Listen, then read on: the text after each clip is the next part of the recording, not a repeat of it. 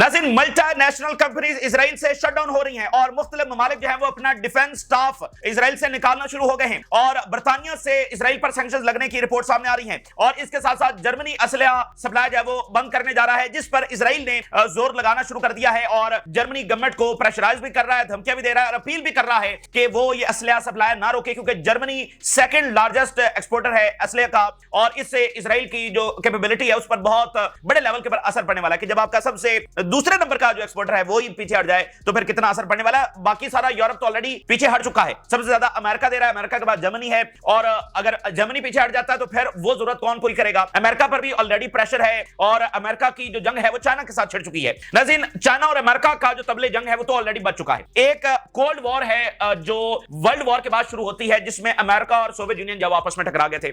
America और Soviet union की फौजें कभी बराह रास्त आपस में नहीं लड़ी, लेकिन अमेरिका और सोवियत यूनियन की बाकायदा जंग हुई है जिसको कोल्ड वॉर कहा जाता है। 40 साल तक ऑलमोस्ट ये जंग जारी रही है। उसी तरह की जो जंग है वो अमेरिका और अब चाइना के दरमियान शुरू हो चुकी है। उस वक्त अमेरिका का कंपटीटर जो है वो सोवियत यूनियन था, तो वो जंग कई रीजन में लड़ी गई, मिडिल ईस्ट में लड़ी गई, अफ्रीका में लड़ी गई, साउथ एशिया के अंदर लड़ी गई, साउथ ईस्ट एशिया के अंदर लड़ी गई। दुनिया का कोई ऐसा रीजन नहीं है जहां पर यह जंग ना लड़ी गई हो। कई हुकूमतें गिरी, कई मुल्कों पर बाकायदा जंग मुसल्लत हुई, कई मुल्क जब जंग के अंदर ड्रैग हुए, बड़ा ही आप कह लें कि तबाहकुन वो दौर था। 40 साल ये दौर जारी रहा और सोवियत यूनियन और अमेरिका की फौजें कभी आपस में बराह रास्त नहीं टकराई, लेकिन ओवरऑल वो लड़ाई किसकी थी? वो अमेरिका और सोवियत यूनियन की थी, जिसमें अल्टीमेटली सोवियत यूनियन जो वो कोलैप्स कर गया। तो अब ये लड़ाई जो है वो अमेरिका और चाइना के दरमियान ऑलमोस्ट शुरू हो चुकी है, जिसमें चाइना अब राइज कर रहा है एज अ कंपटीटर। तो अमेरिका जो है वो चाइना को दबाना चाहता है, उसी तरह जैसे सोवियत यूनियन के साथ किया। चाइना की इकोनॉमी जो है वो अमेरिकन इकोनॉमी को अप्रोच कर रही है, यानी उसके करीब पहुंच रही है और वो उसको क्रॉस कर सकती है। चाइना बड़ी इकोनॉमिक पावर बनने जा रहा है अमेरिका से भी और मिलिटरीली वो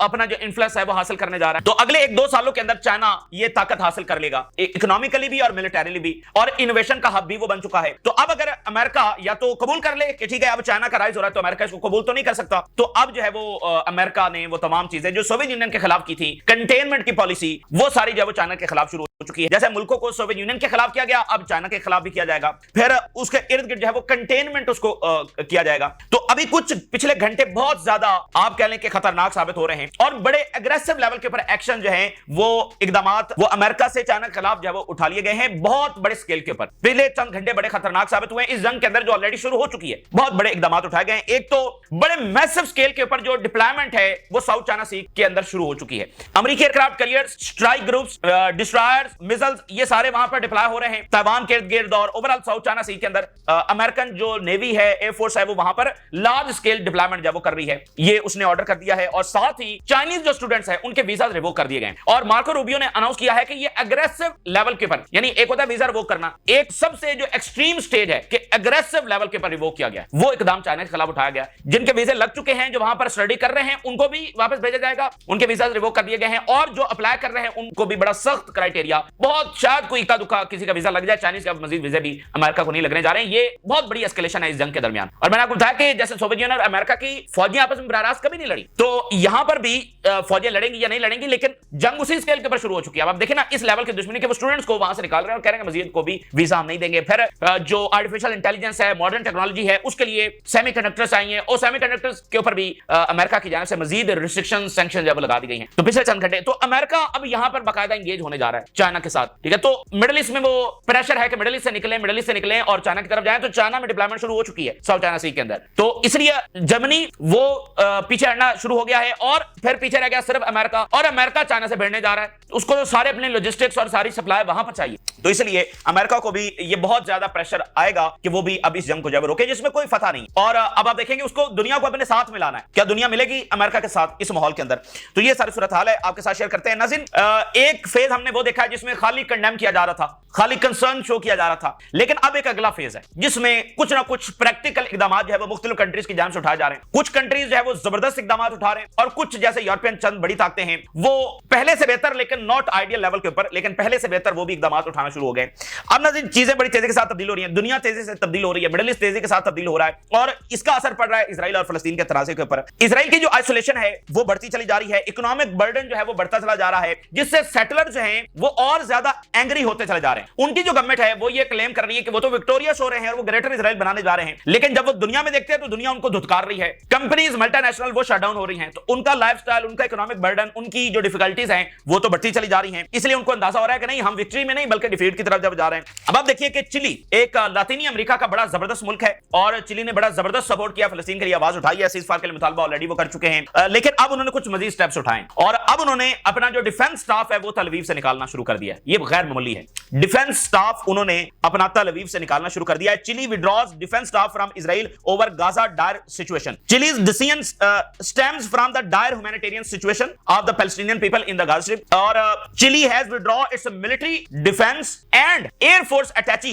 from its embassy in Tel Aviv. The decision announced marks the latest escalation in Chile-Israel diplomatic tensions under the President Gabriel administration. मौजूदा जो प्रेसिडेंट हैं वो जबरदस्त सपोर्ट इस वक्त फलस्तीन की कर रहे हैं। इससे पहले भी उन्होंने इजराइल को ये डिक्लेयर किया कि ये जेनोसाइड कर रहा है, सीज़फायर का मुतालबा भी किया, अमेरिका को भी कहा कि उसको इंटरवीन करना चाहिए, और अब उन्होंने ये बड़ा इकदाम जो उठाया है, इसकी बहुत ज्यादा अहमियत है। बाकी भी सारी बातें इसको फॉलो करेंगे और इसके साथ नाज़रीन जो मल्टीनेशनल कंपनीज हैं वो वहां से निकलना शुरू हो गई हैं और इन 20 महीनों के इंतजार के बाद ये कंपनी जो हैं वो खसारा भी बर्दाश्त कर रही थी, लेकिन ये इस तरह से देख रही थी कि अब बस बहुत जल्द सीज़फायर होने वाला है और फिर स्टेबिलिटी हो जाएगी और फिर उसी तरह से मामूल के मुताबिक मामला जब चलना शुरू हो जाएंगे। ये इंतजार में थे, इंतजार करते करते करते जब 20 महीने गुजर गए, लेकिन अब इनको यकीन हो गया है कि अब ये मामला इस तरह संभलने वाले नहीं, और दूसरा ये है कि अब ये मजीद खसारा बर्दाश्त नहीं कर सकते और इनको ये यकीन हो गया कि इजराइल अब बिजनेस के लिए कोई सेफ प्लेस नहीं है। अब नाज़रीन एक बहुत बड़ा ई कॉमर्स का ग्रुप है और सॉफ्टवेयर ग्रुप है, मल्टीनेशनल कंपनी है, ये 20 साल से इजराइल के अंदर काम कर रही है, 20 साल से, और अब इन्होंने जो है वो अपना ऑफिस शट डाउन करने का फैसला किया, जिससे हंड्रेड्स ऑफ इजरायली जो हैं वो अपनी जॉब्स खो देंगे। जाहिर बात है मल्टीनेशनल कंपनी के अंदर वो काम कर रहे हैं, ई कॉमर्स और सॉफ्टवेयर, तो ये कितने एक्सपर्ट लेवल के ऊपर इजरायली सेटलर्स होंगे जो यहां पर काम कर रहे हैं, तो कल को नौकरियां ढूंढने के लिए इनको फिर यहां से शिफ्ट ही होना पड़ेगा, यहां पर तो मजीद इनको मिलने वाली नहीं है।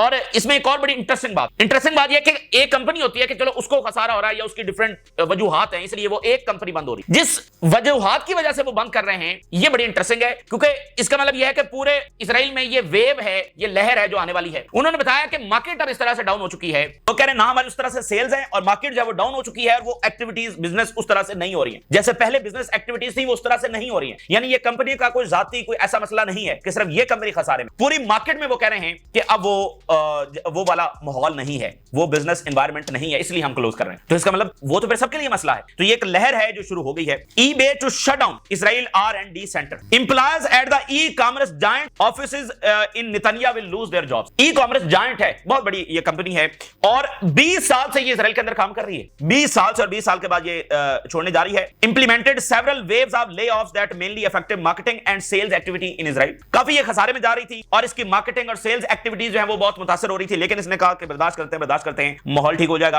अब क्या हुआ है कि जो इनका सॉफ्टवेयर डेवलपमेंट एक्टिविटीज हैं वो भी कट ऑफ होना शुरू हो गई। यानी वहां पर मामला देखें ना कि जब ओवरऑल जंग चल रही है तो जंग में कौन सी इन्वेस्टमेंट्स होंगी, ना नए स्टार्टअप्स होंगे, ना उस तरह से परचेज होगी, तो वो बिजनेस माहौल नहीं है ना। तो अब उनका जो सॉफ्टवेयर डेवलपमेंट है वो भी डाउन होना शुरू हो गया है। Considered closer to the company's core business, तो इस तरह से उनका जो कोर बिजनेस था वो भी अब खसारे के अंदर जाना शुरू हो गया है। तो इस तरह ये बड़ी गैर मामूली बात है कि उधर से मुल्क ये एक्शन ले रहे हैं और इधर से कंपनीज, उनके लिए वो बिजनेस एनवायरमेंट इजराइल नहीं रहा, कोई इन्वेस्टमेंट की प्लेस अब इजराइल नहीं रहा। और ये यकीन हो चुका है इन मुल्कों को और इन कंपनीज को कि अगर यहां पर फलस्तीनी रियासत नहीं बनती तो हर दूसरे चौथे छठे साल जो है यहां पर जंग छिड़ जाएगी। और माजी में और आज में फर्क क्या है, आप जरा एक चीज नोट करें। माजी में जो जंगें हुई हैं, 6 दिन की जंग, 10 दिन की जंग, 20 दिन की जंग, मैक्सिमम 34 डेज की वॉर हुई। ये जंग तो 600 आज एक दिन हो चुके हैं, तो जो वॉरफेयर है वो बदल चुका है। तो अगली भी जो जंग होगी, मिसाल के तौर पे हमास खत्म हो गई, हूतीज खत्म हो गए, इजराइल इस वक्त डोमिनेट कर गया और फाते हो गया, लेट्स सपोज 4 साल बाद फिर जंग छिड़ेगी और वो भी 2 साल 3 साल के ऊपर मबनी होगी। यानी अब वॉरफेयर सिस्टम में बदल चुका है, अब उसमें वो 6-10 दिन वाली जंगें नहीं होंगी। तो ये एक बहुत बड़ी तब्दीली है। अब देखें ना, ये कंपनीज 20 महीनों से इंतजार करके बैठी हुई थी, इतनी कभी लंबी जंग तो इजराइल में हुई नहीं है। तो ये एक बहुत बड़ी तब्दीली है जो अब इन इन्वेस्टर्स को मजबूर कर रही है। बर्तानिया जो है वो सैंक्शन लगाने जा रहा है बैन गवर और समुद्रज के ऊपर। UK considered sanction on Ben Gvir Smotrich over Gaza crisis. ICC जो है वो इन्वेस्टिगेशन शुरू कर चुका है और वो भी किसी भी वक्त बैन गवर और समुद्रज के खिलाफ जो है अरेस्ट वारंट जारी कर सकता है। अब आप जरा अंदाजा करें कि आलमी अदालत से वारंट्स, यूरोपियन से भी सैंक्शंस आ गई और इनको वॉर क्रिमिनल डिक्लेयर कर दिया गया। तो अमेरिका कब तक, देखें ना, इजराइल की सारी जो लीडरशिप है वो तो वॉर क्रिमिनल डिक्लेयर होगी, तो अमेरिका कब तक इनका बोझ उठाएगा। पहले तो सिर्फ एक आईसीसी थी ना, अब तो सारा यूरोप इनको वॉर क्रिमिनल कह रहा है और उनकी गवर्नमेंट्स कह रही हैं। तो देखें वही तो मीडिया है, वही डिफेंड करता है और वही गवर्नमेंट्स का एक जो नेक्सस है। तो ये तो इधर खड़े हो रहे हैं कि ये वॉर क्रिमिनल है, तो फिर अमेरिका कब तक बोझ उठाएगा? फिर आप देखिए जर्मनी जो है वो असला बंद करने जा रहा है और इजराइल ने पूरा जोर लगाना शुरू कर दिया है कि जर्मनी ये असला बंदिश ना करे। Israel rams up diplomacy to prevent German arms export restrictions. जो नए चांसलर आए हैं अब उनके गवर्नमेंट के अंदर जो है वो बहुत सारी नई चीजें हो रही हैं। टोन भी जर्मनी की बदली है और अब ये आर्म्स एक्सपोर्ट, और ये बहुत बड़ी चीज होगी हिस्टोरिक। देखिए एक तो जर्मनी और इजराइल का एक हिस्ट्री है, वर्ल्ड वॉर 2 के अंदर क्या हुआ सबको पता है। फिर जर्मनी ने भरपूर सपोर्ट किया इजराइल को, और इस जारियत के अंदर भी खुलकर जर्मनी ने इजराइल को सपोर्ट किया डिप्लोमेटिक सतह के पर। इवन जर्मनी तो एक ऐसा बिल लेकर आया पार्लियामेंट में पिछले चांसलर की उसमें कि जर्मन नेशनैलिटी लेने के लिए जरूरी है कि वो इजराइल का भी लॉयल हो, इजराइल को भी वो मानता हो, इजराइल की भी रिस्पेक्ट करता हो। ये जर्मनी बिल लेकर आया अपनी पार्लियामेंट। आप जरा अंदाजा करें, ये दुनिया की तारीख का अजब बिल था कि भाई नेशनैलिटी जर्मनी की लेनी है, लॉयल इजराइल का होना है। ये तो अजब बात, लेकिन जर्मनी ने किया, मतलब इस लेवल की सपोर्ट। तो आज वही जर्मनी जब वो एक्सट्रीम लेवल क्या हो सकता था असला बंदिश, वो करने जा रहा है। और इधर जो है ये पूरा जोर लगा रहे हैं। The German chancellor recently expressed rare criticism, इस लेवल का क्रिटिसिज्म जब इजराइल के ऊपर नहीं हुआ, describing them no longer comprehensible and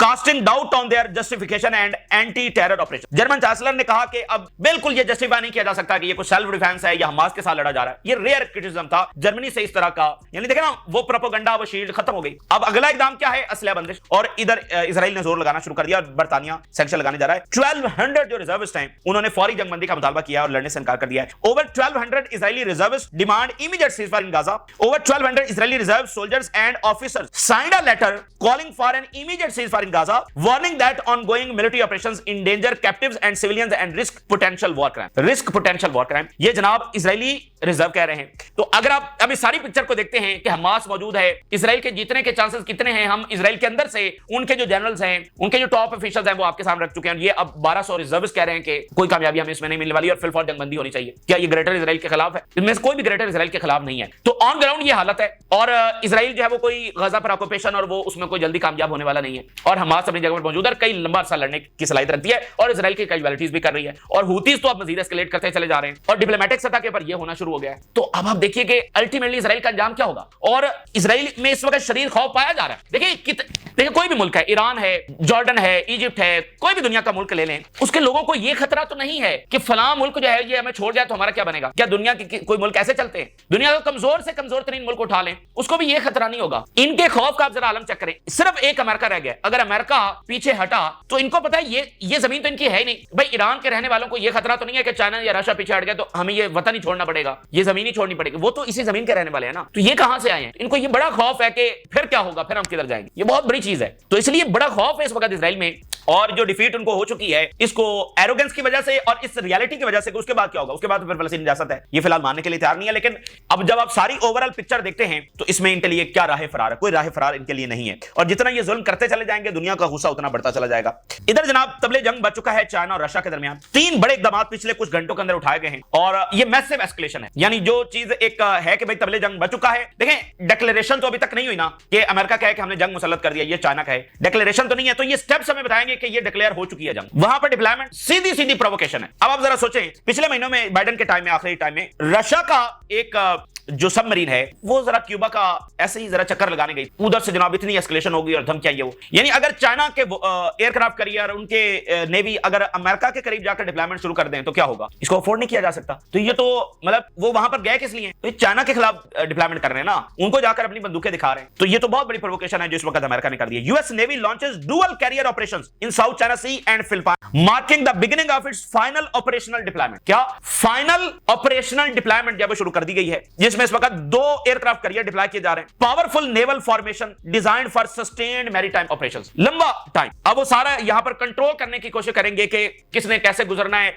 Chinese जो नेवी की डिप्लॉयमेंट है उसको कंटेन करने की कोशिश करेंगे। 500 फौज ऑलरेडी ताइवान में जा चुकी है। अब ये नेवी फिलिपाइन के गिर्द ताइवान में, यानी ये चाइना को अब तंग करेंगे, कंटेन करेंगे, उनकी वहां पर जो मूवमेंट है उसको रिस्ट्रिक्ट करने की कोशिश करेंगे। चाइना कभी भी ये नहीं होने देगा। देखिए चाइनीज कौम में सिर्फ एक चीज का इत्तेफाक है, बाकी बहुत सारी चीजें हैं, लेकिन एक ऐसी चीज है जिस पर वो कहते हैं कि हम 0.01% जो है ये भी मानने के लिए तैयार नहीं है। वो ये है कि हम किसी के सामने उसकी शरारत माने। जो उनकी पिछली सेंचुरी थी उसको सेंचुरी ऑफ ह्यूमिलिएशन कहा जाता है, जिसमें चाइनीज को सरेंडर करना पड़ा था। चाइनीज कौम ने एक चीज सोची है कि दोबारा हम किसी की शरारत नहीं मानेंगे, जो होता है हो जाए। और अब तो चाइना इतना ताकतवर है तो उनके दरवाजे के ऊपर आकर उनको कंटेन करना, उनको रिस्ट्रिक्ट करना, ये चाइना कभी भी नहीं मानेगा। तो वहां पर जाना तो ये मसला खराब है। मल्टीपल गाइडेड मिसाइल डिस्ट्रॉयर्स और ये कम्बैट के लिए, सर्विलेंस के लिए, support missions across large oceanic expenses, ये सारा करने के लिए वहां पर डिप्लॉय किए जा रहे हैं। Strategic presence in South China Sea broader strategic maneuver amid rising tensions in the region. US announced aggressive visa revocation targeting Chinese students. To revoke the visa of Chinese students, Secretary of State Marco Rubio